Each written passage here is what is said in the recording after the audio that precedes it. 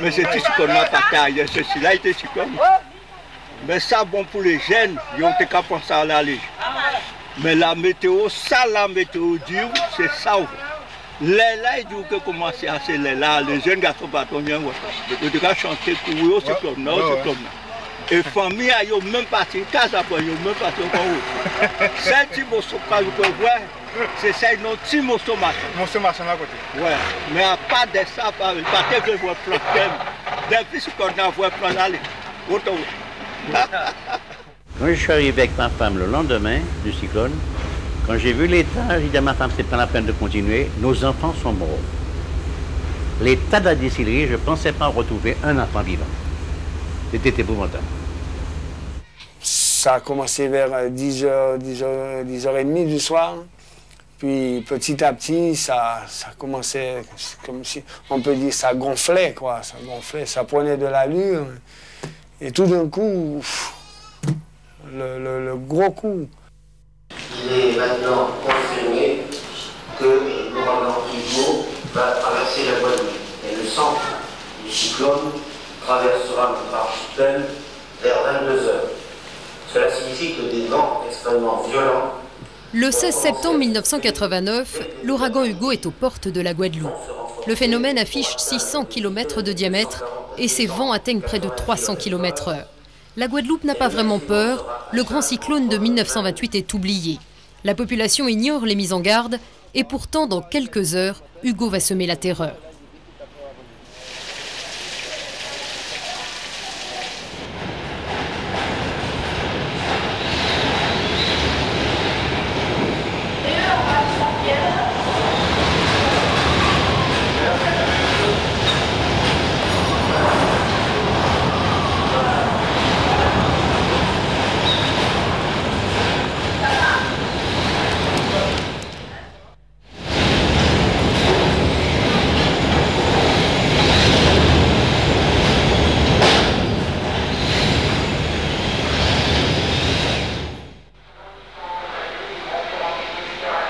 Au matin, la population est épuisée et abattue par une nuit de cauchemar.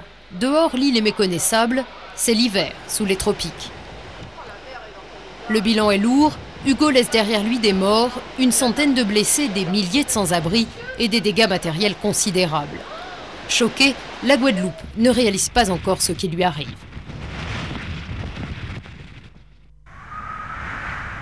Hugo est un traumatisme, hein. Même si on connaît des cyclones, même si on a déjà expérimenté un tas de cyclones, même si la mémoire collective vous donne un certain nombre de repères pour les comportements, ça reste avant tout une expérience d'immense vulnérabilité, de fragilisation extrême. L'espace est bousculé, les repères objectifs s'en vont, le temps est dilaté ou le temps est comprimé sur les individus, les émotions sont énormes, de peur, de tension, aussi de solidarité, de survie. Donc c'est un traumatisme majeur et qui porte sur les bases mêmes de l'attachement au monde. C'est pas virtuel, c'est pas fantasmatique, c'est une réalité.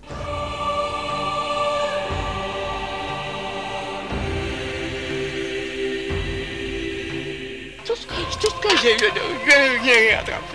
Alors je dis ça à ma voisine, c'est elle qui me soutient. Hier, j'ai mis mon matelas séché. Aujourd'hui, il a plu encore davantage hier au soir.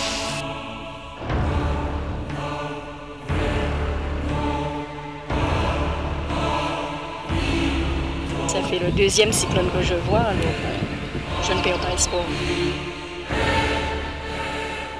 Quand je suis arrivé dans le bourg de Saint-François, j'ai trouvé un bourg pratiquement rasé avec des sections, des quartiers qui avaient été rayés de la carte, hein, mais vraiment rayés.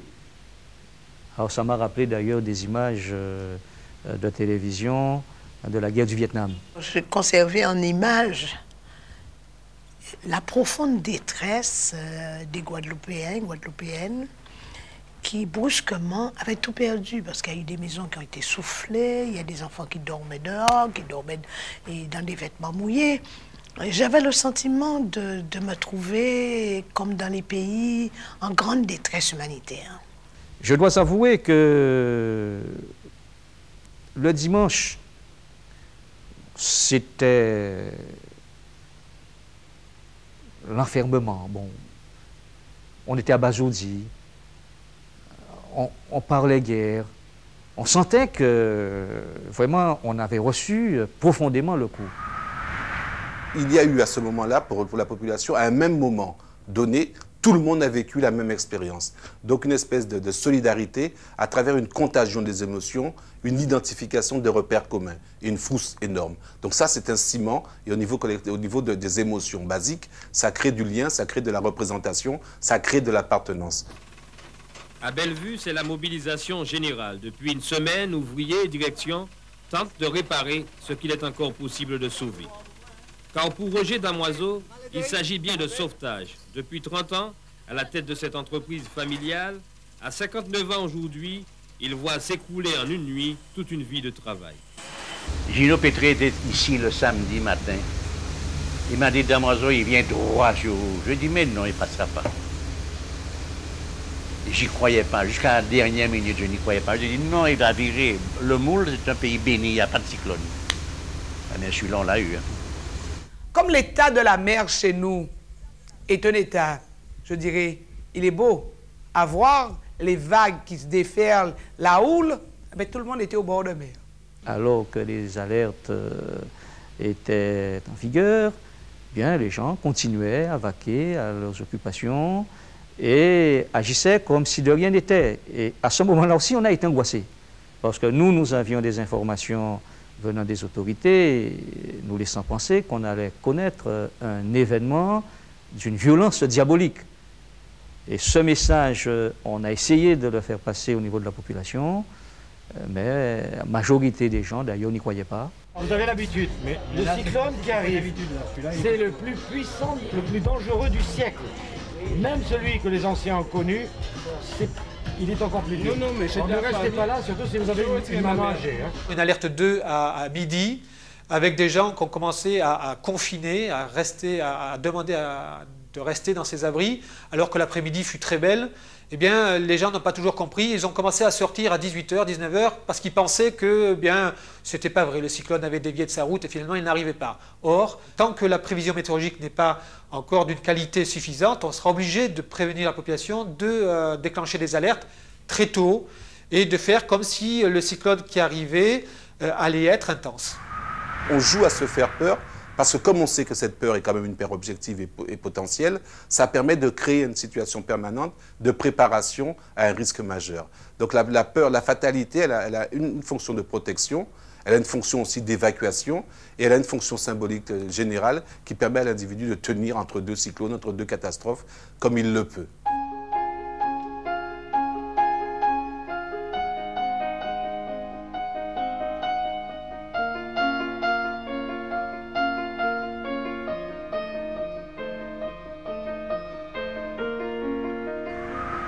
Je crois qu'il reste toujours une impréparation, mais qui fait partie un petit peu de cette espèce comment dirais-je, de superficialité de l'être en Guadeloupe pour prévoir rien du tout.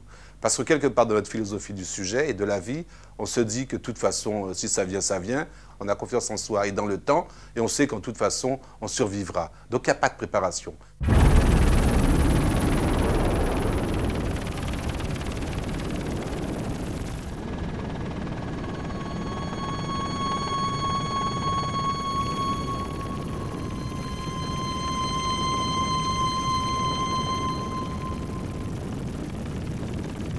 Il y avait l'entraide entre les gens, peut-être pas au début tout de suite, mais le jour du cyclone, la nuit du cyclone, il y a des gens, quand ils sentaient que leur maison, ils étaient plus en sécurité, ah ben, la voisine d'à côté ouvrait sa maison.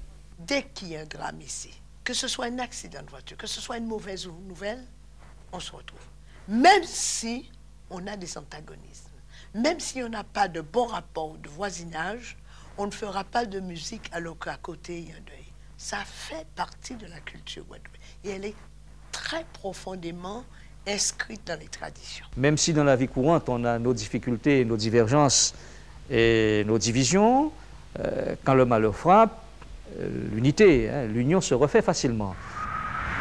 C'est peut-être paradoxal, parce que c'est plus difficile actuellement pour la Guadeloupe de se réaliser en termes constructifs sur des éléments positifs. En revanche, la souffrance, la mort, la catastrophe, on connaît. On sait faire. Et ça renvoie à des solidarités de base, à des solidarités grégaires Et ça contribue énormément actuellement à l'édification d'une entité, à défaut d'une identité, qui serait une entité partagée autour de phénomènes majeurs partagés, comme effectivement le cyclone.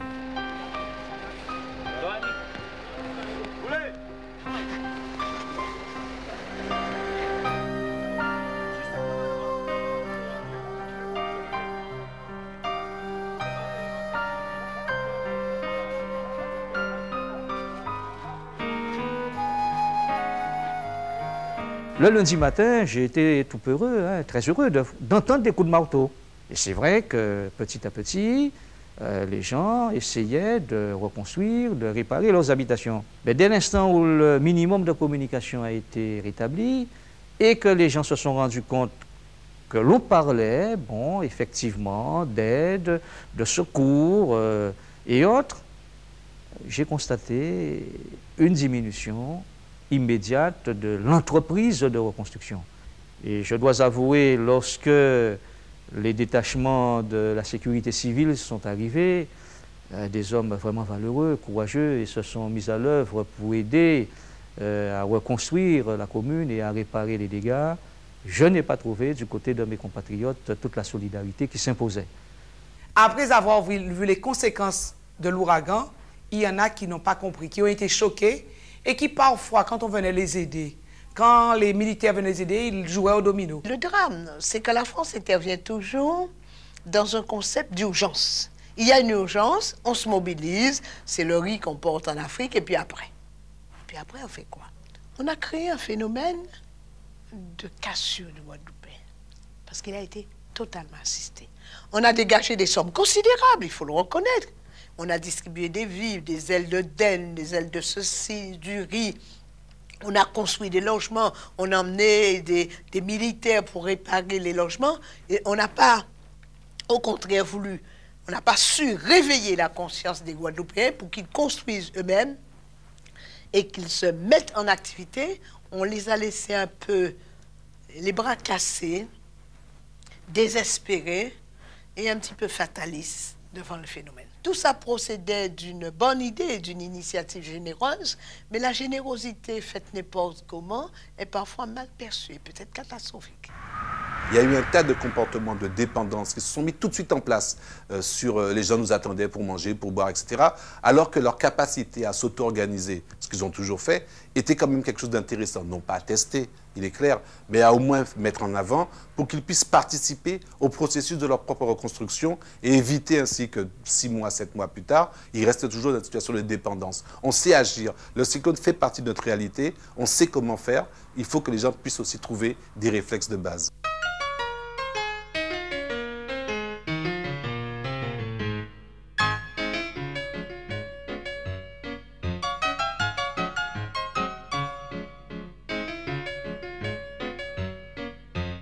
Si au cours de cette nuit, il y avait des blessés ou des morts, si le lendemain matin, je m'étais retrouvé avec des morts, je ne pouvais faire absolument rien, je n'avais aucun moyen d'action.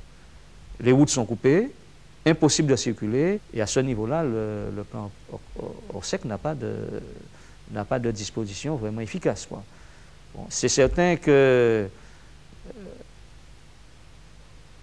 par rapport à l'avant-événement, bon, les consignes sont données, je pense que là, les dispositifs sont rodés, mais il me semble que pendant et après l'événement, il y a encore à faire. J'ai le sentiment que si demain on a un cyclone identique, on va se retrouver avec les mêmes problèmes. Dès que les premiers effets ont cessé de se faire ressentir sur l'archipel guadeloupéen, des équipes de reconnaissance sont envoyées sur le terrain avant même que la population ait reçu la liberté de circuler, d'aller et venir à nouveau, sont sur le terrain pour procéder à des reconnaissances, des réseaux, des infrastructures routières de communication, des lignes téléphoniques. Ce sont des équipes qui sont mixtes, qui associent France Télécom, les militaires, les pompiers, qui vont tous azimuts reconnaître sur le terrain, mais aussi de manière aérienne, et qui vont permettre de planifier les différentes mesures à mettre en œuvre pour rétablir prioritairement les circulations et la vie de la société en général. Il y a des plans, il y a des choses qui sont planifiées. Seulement les routes sont coupées, les ponts sont plus ou moins partis, les poteaux sont tombés à droite et à gauche. Alors qu'est-ce qu'on fait?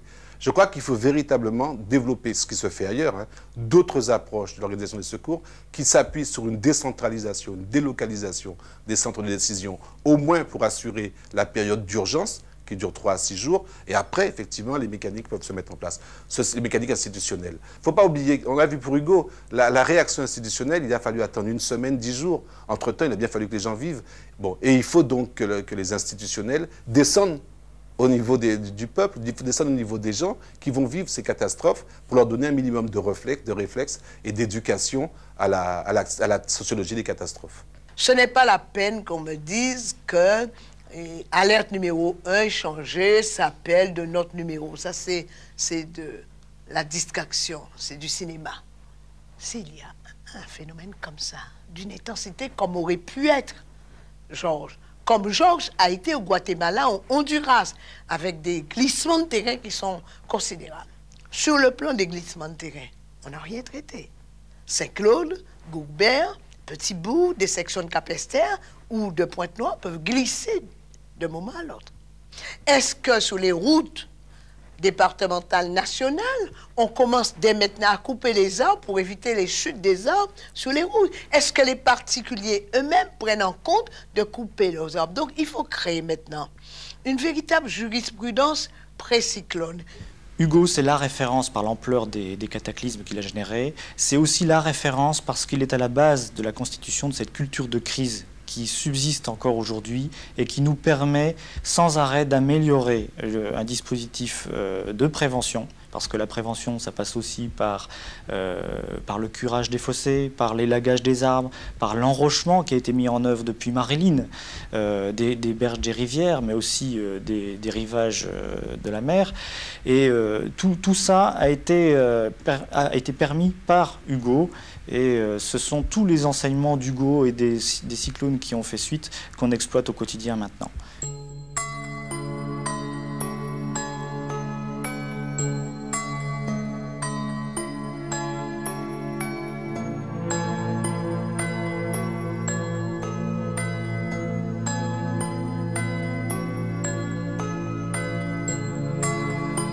Le drame des gens, c'est qu'ils prennent l'habitude de ne plus parler.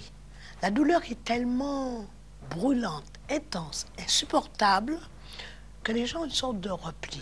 Et j'ai vécu ce même sentiment sur Hugo. Je crois que la population, non seulement elle a été touchée dans sa chair, mais je crois même psychologiquement, elle a été fortement ébranlée. Ce qu'il faut bien comprendre, hein, c'est que donc, le traumatisme après Hugo provient d'une situation existentielle réelle. Un exemple, j'ai connu sur le Moule des individus qui ont passé dès le premier coup de vent tout le cyclone dans leur baignoire, accrochés à la baignoire. Il faut le vivre. Et le cyclone a duré quand même toute la journée et toute la nuit. Bon, et là-dessus, il n'y a aucun problème. Il en rit. Il a eu son traumatisme 15 jours après.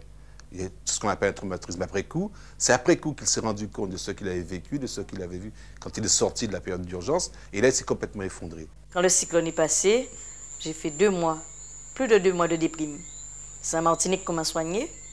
Et puis à chaque choc que je reçois, bon, je fais toujours des déprimes comme ça. Quand le cyclone est arrivé, je n'étais pas ici, j'étais parti quelques jours avant, justement pour récupérer un chèque que j'avais fait un prêt en métropole. Et manque de chance pour moi. Quand ils ont entendu qu'il y a un fort ouragan qui va passer sur la Guadeloupe, il n'y a plus de Guadeloupe, je devais récupérer le chèque le 15 septembre 89. Ils m'ont dit, attendez monsieur, voir qu'est-ce qui va se passer en Guadeloupe. Et c'est comme ça que je me suis trouvé ruiné, malade, sans travail, avec une femme dépressive. On était tous, comme on dit, aux abois. Suite à ça, rendez-vous compte que sans travail, sans argent, personne ne veut m'embaucher. Croyant que je rigolais parce que j'étais quand même quelqu'un qui était un patron et que je vais demander à travailler comme manutentionnaire pour gagner le SMIC, ben les gens rigolaient. J'étais tellement déçu que maintenant j'ai fait un lavage de cerveau sur ça. Je ne veux plus entendre parler d'élevage. J'oublie même combien de pâtes à une poule, si je dois dire cela. Tellement ça a été ma vie, comment je suis marqué par ça, par une vie les efforts, la souffrance, je suis devenu insensible, quoi. Insensible parce que j'ai travaillé, j'ai tout perdu. Insensible parce que j'ai été couillonné par la séquence et par l'État. Insensible devant les amis que je croyais des amis. Il me reste quand même ma maison avec mes dettes. C'est tout ce qui me reste maintenant, ma maison avec les dettes. J'ai pas peur de le dire. Il me reste ma maison et les dettes. Et la maison, d'un jour ou d'un autre, si la banque décide, ben je veux plus de maison. Il y a maintenant, 10 ans après, beaucoup de pudeur par rapport à ça. Les mêmes personnes que nous avons eues à l'époque, on ne les revoit plus. Et quand on les revoit par hasard, il y a un phénomène d'occultation totale. Les gens ont oublié, entre guillemets. Mais c'est normal, c'est très sain. L'événement était tellement traumatisant qu'il vaut mieux pour la conscience qu'on le mette ailleurs, on le ferme dans un placard, plutôt qu'il reste encore. Alors, c'est très sain, mais c'est un peu dommage, parce qu'il aurait fallu en tirer des enseignements. Notamment pour l'avenir. C'est à ce moment-là qu'il faut récupérer, qu'il faut expliquer, qu'il faut dire, qu'il faut aussi mettre les gens face à la réalité.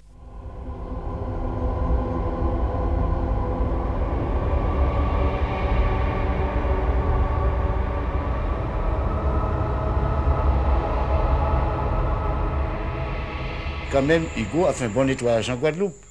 Ça a permis aussi de découvrir comment la Guadeloupe était sale et malpropre. Ça a permis aussi de relancer la Guadeloupe, de remettre la Guadeloupe à un certain niveau. Le cyclone, comme tout cataclysme, quel qu'il soit dans le monde, permet de faire repartir l'économie. Refaire à neuf. On a été au prendre en 1945, après la guerre mondiale. Qu'est-ce qui a permis à l'Europe de se développer? C'est la guerre. Donc ce serait un petit cyclone serait bien. Ça, c'est la théorie du pire éducatif. Faute de pouvoir traiter raisonnablement, constructivement nos problèmes, on attend une catastrophe pour se dire que voilà, ça va tout mettre à plat et puis comme ça on pourra redémarrer autrement. C'est faux, c'est complètement faux, ce sont des solutions de lâcheté et de loser. Si on n'est pas capable de gérer quand tout va bien une situation, c'est pas quand tout sera bousculé qu'on va être capable de faire mieux. Au fond, je n'ai pas regretté, hein, ce que j'ai fait était bien. Je pense que ce serait à refaire. Si j'avais 10 ans de moins, j'aurais fait pareil.